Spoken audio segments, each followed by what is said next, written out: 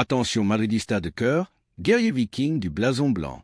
Ce que je vais vous annoncer aujourd'hui est un véritable séisme dans le monde du football, une bombe qui résonne jusque dans les coins les plus reculés d'Europe et qui fait suffoquer plus d'un supporter culé. Oui, vous avez bien entendu, Takefusa Kubo revient au Real Madrid.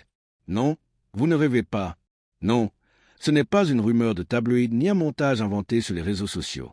Le petit génie que certains avaient cru perdu pour la Maison Blanche, celui que les Barcelonais aiment revendiquer comme leur trouvaille, alors même qu'ils l'ont laissé filer sans remords, comme ils l'ont toujours fait avec les talents qu'ils ne savent pas retenir, revient à son véritable foyer, le Real Madrid. Et derrière ce coup de maître, on retrouve encore une fois l'homme des grandes manœuvres, Florentino Pérez. Cet homme ne joue pas à des jeux de hasard, il ne lance pas de dés, il ne se perd pas dans des paris hasardeux. Non, Florentino joue à un jeu bien plus grand, un échiquier intergalactique où chaque mouvement est calculé des années à l'avance. Alors que tout le monde avait les yeux rivés sur Mbappé, sur Haaland, sur Alphonso Davies et sur les superstars que la presse espagnole et internationale invente chaque semaine, voilà que sort de son bureau une nouvelle inattendue. Kubo est madridista. Kubo est fiché. Kubo est confirmé. Boum! L'Europe entière reste bouche bée. Mais d'où ça sort, ce coup? Et la réponse est toujours la même. Ça sort de là où se dessine l'éternité, du bureau de Florentino Pérez, où on ne pense jamais au court terme, mais toujours à l'histoire, toujours à la légende. Et la beauté de ce retour, c'est que Kubo n'est plus le gamin frêle qui avait débarqué en Espagne avec l'étiquette de promesse fragile. Non, le Kubo d'aujourd'hui est un joueur accompli. Il a grandi, il a mûri, il s'est forgé un caractère, une identité de leader. À la Real Sociedad, il est devenu une référence absolue, buteur, passeur, créateur de génie, idole d'un club entier. Aujourd'hui, il arrive au Santiago Bernabéu avec des galons, avec la confiance et le statut d'une véritable star. Imaginez la scène, Vinicius Junior qui dévore le couloir gauche avec sa vitesse démoniaque, Rodrigo qui danse sur la droite avec sa technique brésilienne, Jude Bellingham qui surgit dans l'axe, impérial comme s'il avait déjà 10 saisons de Bernabéu derrière lui. Et là, entre les lignes, Takefusa Kubo qui surgit, électrique, imprévisible, avec sa patte gauche aussi tranchante qu'un sabre. Les défenses adverses vont imploser. Les entraîneurs adverses vont commencer à prier avant même le coup d'envoi. Et la Ligue des champions, mes amis, tremble déjà, car lorsque le Real Madrid ajoute du talent à son armada, il n'existe aucune stratégie capable de l'arrêter. Pendant ce temps, que se passe-t-il du côté du Camp Nou? Toujours la même chanson, tristesse, excuses, lamentations. Les journaux catalans cherchent déjà des prétextes. L'arrosage de la pelouse, la position de la lune, la lumière du soleil trop forte. Bref, l'éternel répertoire de pleurs qui amuse tout madridista. Et je vous le garantis, quand ils verront Kubo briller sous le maillot blanc, ils inventeront une nouvelle excuse. Ils diront, mais en fait, Kubo est de la Masia. Oui, la même rengaine que pour Ansu Fati, pour Bojan, pour Deulofeu, pour tant de promesses vendues comme les nouveaux Messi et qui ont fini dans l'oubli total. Voilà ce qu'est le Barça, une fabrique d'illusions, une usine de fumée. Kubo, lui, n'a pas été dupe. Il a toujours su qu'au sommet, il n'y a qu'une seule voie, porter le maillot blanc du Real Madrid. Et là est le coup de génie de Florentino. Kubo n'est pas seulement du football. Kubo, c'est du marketing, c'est une ouverture sur l'Asie, c'est une expansion mondiale. Avec un simple mouvement, le Real Madrid s'assure l'amour de millions de fans japonais et asiatiques. Des sponsors arrivent, des maillots s'arrachent, des stades se remplissent à l'autre bout du monde. Le Barça, qui se vantait depuis des années de son globalisme, reste bouche bée. Madrid a frappé et le monde a répondu. Et au-delà de l'économie, ce retour a une valeur symbolique immense. Kubo a quitté Madrid en gamin. Il revient en guerrier. Comme un samouraï qui s'est entraîné dans la montagne, qui a souffert, appris, combattu et qui revient à la capitale, prêt à conquérir. Kubo est devenu ce samouraï blanc, ce viking adopté par le royaume madrilène. Pendant que le Barça aligne Rafinha, Ferran Torres ou Lewandowski fatigué, le Real construit une galaxie. Pendant que le Barça mendie des prêts, colle ses fissures avec du scotch et vit dans la nostalgie de 2015, le Real Madrid écrit chaque année un présent glorieux et prépare un futur encore plus lumineux. Et la vérité est simple, Kubo ne revient pas pour faire joli, il revient pour marquer l'histoire. Ce n'est pas un joueur de rotation, c'est une arme supplémentaire dans l'arsenal d'Ancelotti. Avec lui, chaque match peut basculer en un éclair. Chaque classico devient une promesse d'humiliation. Imaginez, Bernabéu plein à craquer, Vini qui déborde, Rodrigo qui provoque, Bellingham qui mène l'orchestre et Kubo qui surgit comme une lame dans la défense du Barça. But, silence. Xavi sur le banc, mâchant son chewing-gum avec le regard vide. Et derrière, les excuses prévisibles, l'arbitre, le gazon, les astres. Voilà la différence. Le Barça invente des histoires. Le Real Madrid écrit l'histoire. Le Barça vous vend des posters, des illusions de vitrine. Le Real Madrid, lui, vous vend de l'histoire, du patrimoine, du football gravé dans la légende. Voilà la différence fondamentale. Voilà la clé. Florentino Pérez ne recrute jamais par hasard, jamais pour faire plaisir au public. Chaque arrivée est pensée comme une opération chirurgicale, un coup de maître. Et ce retour de Takefusa Kubo en est la parfaite illustration. Le Japonais n'apporte pas seulement du talent footballistique, il élève le club à plusieurs niveaux à la fois. L'impact médiatique, la force commerciale, mais aussi la motivation interne. Et c'est là où tout devient fascinant. Car Kubo n'arrive pas en diva réclamant des privilèges. Non, il sait qu'au Real Madrid, rien n'est offert. Ici, il va devoir se battre, se dépasser, prouver sa valeur face à une concurrence féroce, notamment celle des Brésiliens déjà installés. C'est précisément cette exigence qui rend le Real invincible, la faim. Une faim insatiable qui pousse les joueurs à tout donner, là où au Barça, cette faim a disparu depuis longtemps, remplacée par des shows ridicules.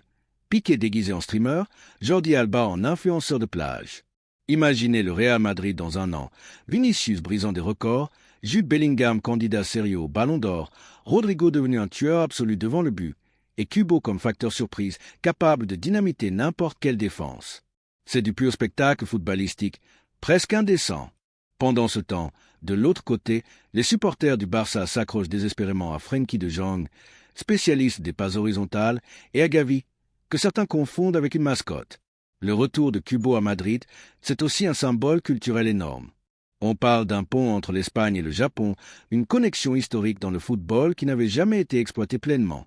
Aujourd'hui, elle prend vie. C'est la rencontre des samouraïs et des vikings, du sushi et du cocido madrileno, de l'anime et de la Ligue des champions. Florentino l'a compris avant tout le monde, comme un visionnaire qu'il est. Et pendant ce temps, Barcelone regarde, impuissant, se faire voler la vedette dans un marché qu'il rêvait de conquérir. Le Barça peut toujours se rassurer en parlant de Pena en Asie ou en répétant les slogans creux de Laporta, mais la réalité est cruelle. En dehors de la Catalogne, leur prestige s'effondre comme un château de cartes. Le Real, lui, enchaîne les Champions League et attire un joueur japonais capable de mobiliser des millions de fans et des contrats colossaux.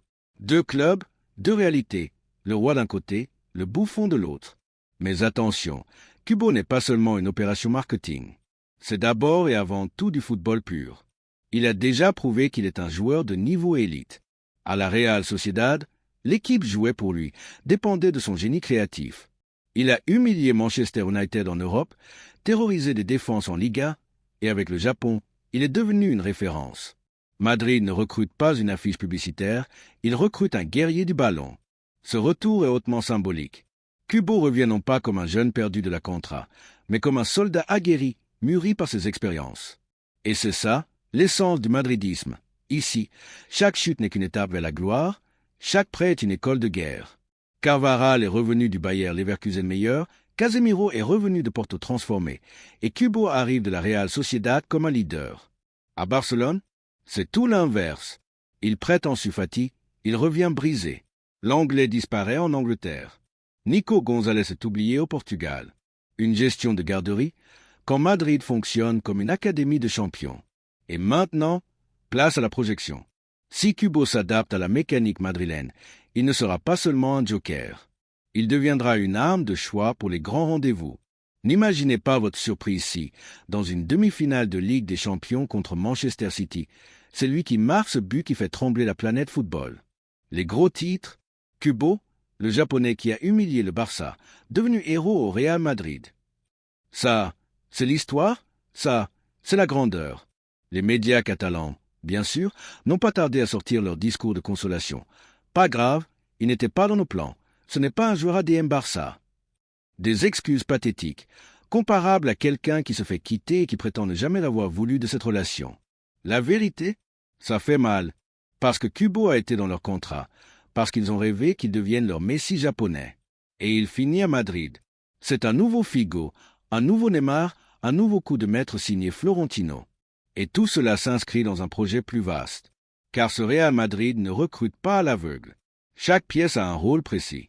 Kubo, ce n'est pas un caprice, c'est une étape supplémentaire dans la construction d'une dynastie.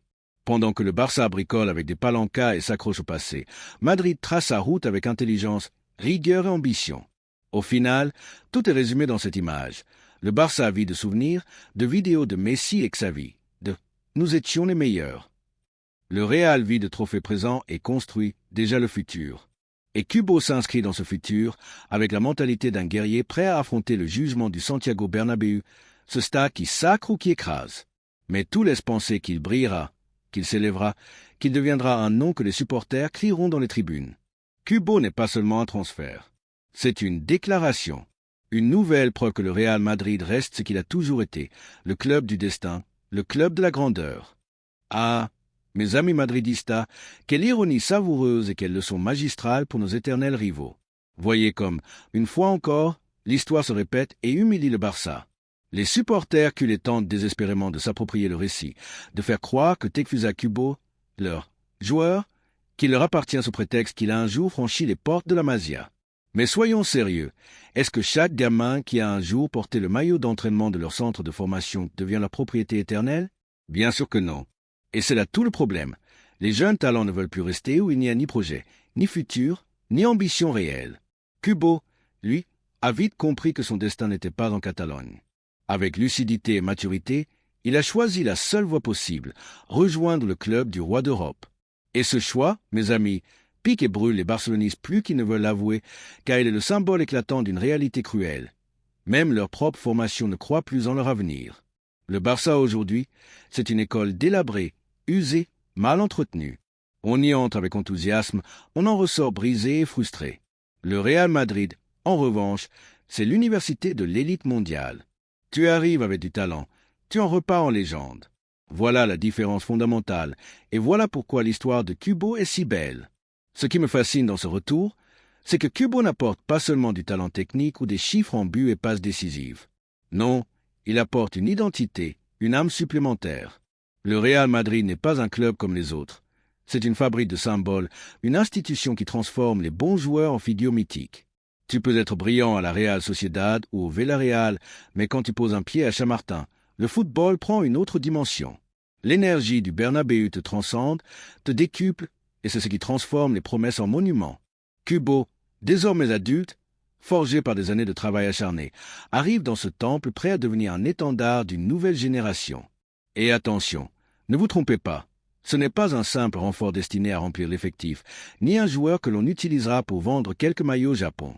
Non, Kubo débarque avec l'assurance d'un joueur accompli, qui a dominé en Liga, qui a prouvé semaine après semaine qu'il pouvait être le meilleur sur le terrain. Il arrive avec calme, maturité, mais aussi avec cette détermination farouche de celui qui sait qu'il ne vient pas pour être spectateur, mais pour s'imposer. Et c'est là toute la magie. Le Bernabéu, mes amis, va l'adopter. Car les supporters madrilènes ont un radar infaillible. Ils reconnaissent instantanément le joueur qui se donne à fond, celui qui se bat sur chaque ballon, celui qui ne disparaît pas quand le match devient brûlant. Et Kubo a tout cela, humilité guerrière, courage sans faille et éclair de magie dans les pieds. Croyez-moi, dès que ses premiers dribbles laisseront des défenseurs adverses étalés sur la pelouse, dès que ses frappes viendront secouer les filets, le public l'embrassera comme un fils. Et à Madrid, quand la Grada t'adopte, plus rien ne peut t'arrêter. Maintenant, jetons un regard de l'autre côté, en Catalogne. Que peut offrir le Barça en comparaison? Rien de solide. Des gamins jetés trop tôt dans l'arène, obligés de tirer une équipe entière sur leurs frêles épaules parce qu'il n'y a aucune structure réelle. Leur 11, ce n'est qu'un patchwork de briques et de brocs qui s'effondrent et qui affronte un adversaire sérieux. Regardez Pedri, annoncé comme l'héritier d'Iniesta, déjà usé, déjà blessé la moitié de la saison. Regardez Gavi, qui devait être le nouveau Xavi, brisé sur la première char physique un peu dure. Et Lamine Yamal, encore adolescent, déjà écrasé par un poids médiatique inhumain. Voilà la réalité culée, une génération sacrifiée sur l'autel du manque de projet. Pendant ce temps, Kubo, loin du vacarme et des illusions barcelonistes, a mûri. Il a grandi dans le silence, à force de travail, de discipline et d'expérience.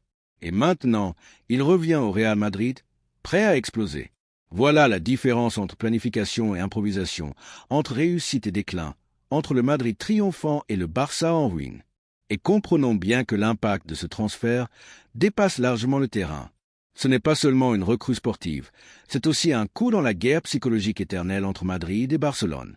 Car le Clásico ne se joue pas seulement sur 90 minutes. Il se joue dans les esprits, dans les symboles, dans les récits que l'on construit. Et prendre Kubo, c'est une gifle culturelle pour le Barça. Eux, qui exhibaient fièrement son passage à la Masia comme preuve de leur prétendu modèle global, doivent maintenant contempler son retour, mais pas chez eux. Non, il revient là où ça compte, au Real Madrid. C'est toute une mentalité qui s'oppose. Le Barça remplit les journaux de beaux discours et de slogans vides, tandis que le Real Madrid remplit ses vitrines de trophées.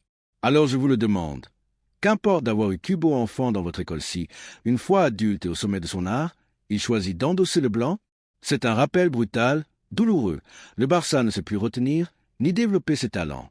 Et, comme toujours, les supporters catalans dégaineront leur carte préférée, la victimisation. Ils diront que le Real vole les joueurs. Mais soyons clairs, le Real Madrid n'a pas besoin de voler qui que ce soit. Les joueurs viennent d'eux-mêmes, attirés comme des aimants par l'histoire, la grandeur et la gloire. Le Real Madrid, c'est l'Everest du football mondial. Et tout footballeur ambitieux rêve de gravir cet Everest. Kubo a choisi l'ascension. Il n'a pas voulu se contenter des collines de Catalogne. Veux-tu que je continue la reformule? Jouant sur la colline de Montjuïc, regardons les choses en face. Combien de jeunes talents du Barça qui semblaient promis un avenir radieux ont fini par disparaître comme des étoiles filantes. La liste est interminable. Munir, Bojan, Kuanka, Delofeu, Adama Traoré. Des noms qui, à une époque, faisaient rêver le camp nous, mais qui n'ont jamais franchi le cap pour s'imposer au plus haut niveau. Et aujourd'hui encore, les culés tentent de réécrire l'histoire en inventant un nouveau récit. Kubo n'était pas pour nous. Nous misons sur Lamine Yamal. Mais tout le monde sait déjà comment cette histoire finira. La différence est limpide. Le Barça fabrique des illusions, tandis que le Real Madrid transforme les promesses en réalité. Le Real Madrid a choisi Takefusa Kubo et va en faire le protagoniste d'une nouvelle ère. Parce que c'est ce que sait faire ce club, récupérer, façonner et sublimer les talents. Et c'est là que réside la grande fracture.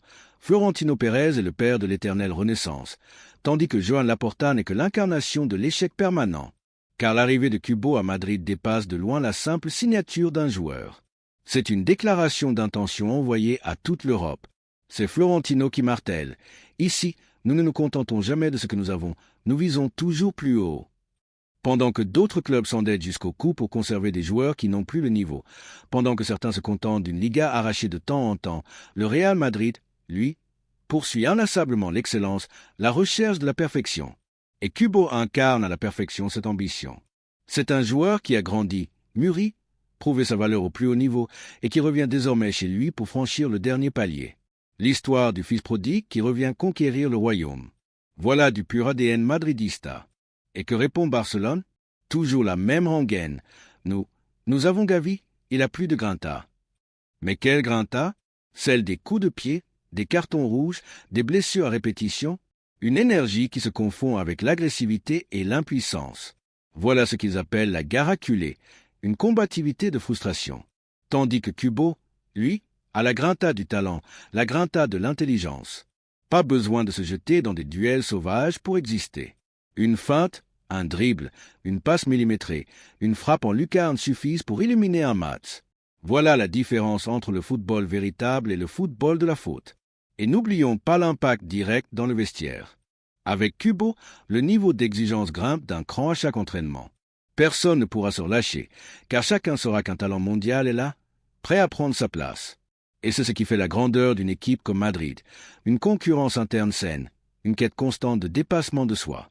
Chaque joueur sait qu'il doit donner 200% pour garder sa place.